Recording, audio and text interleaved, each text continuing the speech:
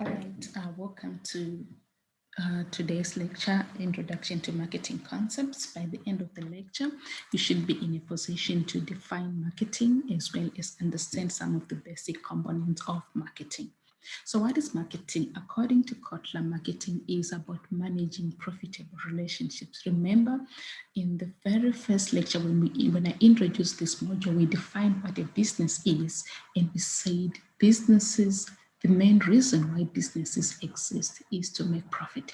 The marketing function, therefore, is to help businesses manage these profitable relationships with customers. How do they do this? They attract new customers by superior value, by communicating the superior value of their goods or services in relation to what the competitors offer, as well as keeping current customers satisfied, delivering satisfaction to current customers. A simpler definition of, or an alternative definition of marketing is producing or distributing the right goods at the right place, right to the right people at the right time and at the right place, but also importantly with the right communication and promotion. Because you might have the right good, but if it's not communicated well to new customers, or if it's not promoted well to new customers, then you might not make a sale. So what is value? Value and satisfaction, from these two definitions, value and satisfaction are the key building blocks for customer relationships. And by value, we mean the perception that consumers have about a product, the perception that they have about the value or the worth of a product. That's what we mean by value. For instance, if the reason why I probably buy, or you probably buy a certain product, let's say toothpaste like Colgate, is because of the perception that you have about its worth as opposed to another product, say like Aquafresh. Other concepts that you must be aware of in marketing are needs, wants, and demands. And we know that needs are needs are basically the basic requirements that humans require to survive. We need food, we need water, we need shelter, we need clothing. These are the basic requirements. If we are deprived of these, we are also deprived of living a healthy life. Once those human needs that are shaped by our culture and our individual preferences and personalities. Maybe to just understand the difference between needs and wants, let me give an example. I'm thirsty, I need water. Or I'm hungry, I need food. That is a need, right? The choice may be to drink bottled water versus maybe drinking tap water, or to drink spring water, versus maybe saying just bottled water, is determined probably by my individual preferences. Then that becomes a want, right?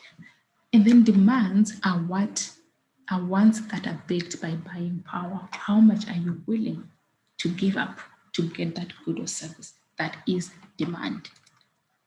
All right. Now, in terms of marketing concepts, these are some of the marketing concepts: the marketing mix, marketing research, consumer behavior, and marketing communication. Obviously, since this is just an introduction, we are not going to be able to cover everything, but we will focus on the market mix as well as consumer behavior. What is the marketing mix? The marketing mix is basically what is also called the 4 Ps of marketing. In order for a business to deliver that satisfaction, in order for it to manage that those profitable relationships and keep current customers satisfied, then the business needs to manage its 4 Ps efficiently. The 4 Ps simply refer to the product, the place, price, and promotion, and how these work together to deliver that satisfaction. Product, this is basically what the consumer needs. It is the goods or the services that are offered to the consumer, right?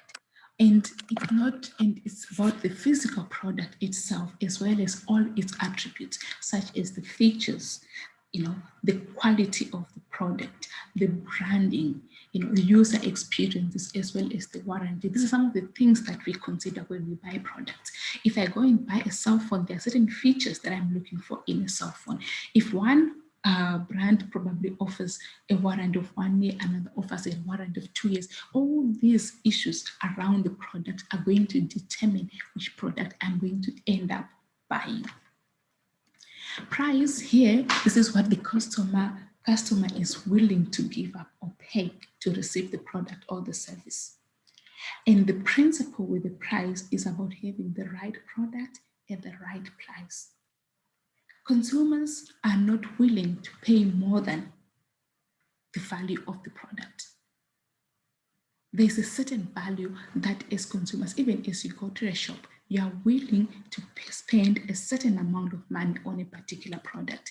And marketers should be aware of this to say our target market, how much is our target market willing to pay for this particular product so that the price is set, the price is right for the said product. Plus now we're looking at location and distribution. So the principle is about having the right product at the right price in the right place. For example, you don't want to go to a shop to buy something and then only to be told that it's out of stock, right? So it is important to make sure that there is enough of a product on hand to sell. And it is also important to make sure that the product or wherever the product is being sold, it's conducive or it's in an area which is accessible to the target market. Promotion is about raising customer awareness. It's about informing potential customers about the product, its availability, its price, and its place. And promotions can be done through advertising, through personal selling, as well as through sales promotions. And a case study. For instance, a company like KFC, the product for KFC is fried chicken, right? We all know that's their product, fried chicken, and it's seasoned with their famous 11 herbs. However, KFC in designing its product also adapts its menu, for instance, to suit regional tastes and practices. For instance, in South Africa, the main product or that KFC offers is the chicken. But if you go to a country like the US, you find that it's more about the sandwich or the burgers. In a country like India, you also find them introducing vegetarian burgers. And in Islamic countries, most of their food are halal. With price, KFC, they have their target audience. Their prices are reasonable. Most of the people who buy from KFC are young, so the prices are actually reasonable, something that young people can actually afford. They also have used two forms of pricing. They use optional pricing as well as bundle pricing. Optional pricing, this is when they provide you with extras. You buy your Streetwise 2, you get an extra chicken, and by so doing you pay extra, or that increases the overall price of the food, thereby the company making a profit. They also offer bundle pricing where they give you combos. You get chicken, it comes with fries as well as a cool drink. Okay. And then in terms of place and promotion, with regards to place, KFC has got a number of franchise outlets as well as company-owned outlets, meaning that some of the companies or some of the they are owned by KFC, whereas some are actually franchises, which means there are other people who are not necessarily KFC employees who actually have a license to operate a KFC outlet. The KFC shops, they are also strategically located. You're most likely going to find KFC shops in the central business district, where and there are a lot of people working, so they can easily go to a KFC outlet to get some lunch. You also find them in malls. You hardly find a KFC in a secluded area. You find a KFC in an area that has got a high human traffic. And you can also order online. In terms of promotion, KFC uses billboards, TV adverts, flyers, and we have seen the KFC adverts. So this is KFC, how KFC manages its 4 Ps. Now let's move on to marketing concepts. There are basically 5 marketing concepts that I want to introduce you to: the production concept, product concept, selling concept, the marketing concept, and the societal marketing concept.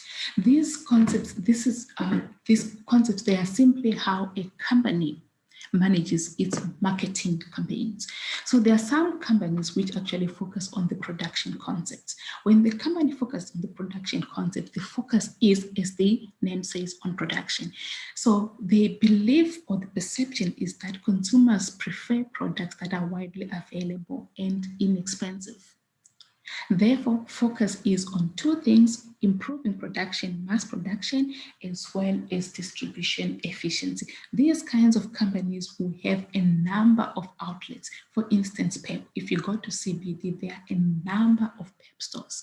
And even if you go to each single PEP store, you will have hundreds of each item, garment, it's a piece of clothing, you have a lot of it, mass production. This production concept is useful when demand exceeds supply. Product concept, companies which use the product concept, the focus is on the product itself. So it's on the quality of the product, the performance of the product, and such companies, they are always focusing on continuously improving their product. And a very good example of such a company is Apple.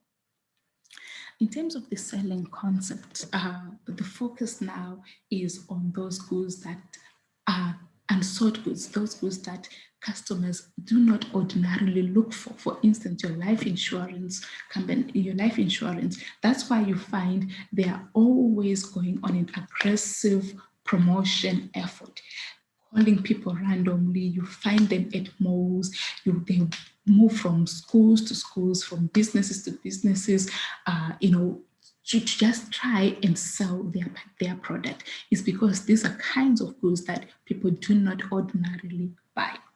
And then in terms of the marketing concept, companies that use the marketing concepts, they are more focused on having that competitive advantage. So the marketing concepts holds that achieving organizational goals is contingent on the company's ability to create, deliver, and communicate customer value better than its competitors. If you look at Samsung adverts, you see they're actually trying to do this, trying to show that their products are much better than their competitors, even without mentioning the competitors. And then lastly, there is what is called societal marketing. With societal marketing now, the focus is on human welfare and consumer needs. And companies that use societal marketing, they focus on delivering value better than their competitors in a way that maintains or improves customers and society's well-being. An example, for instance, if you look at the Body Shop, first of all, their products are very much, they use natural products. They do not test their products on animals. So they are trying by all means to ensure that the environment is protected. In that way, that is an example of societal marketing. Other companies that have used societal marketing are companies like Coca-Cola and Nestle.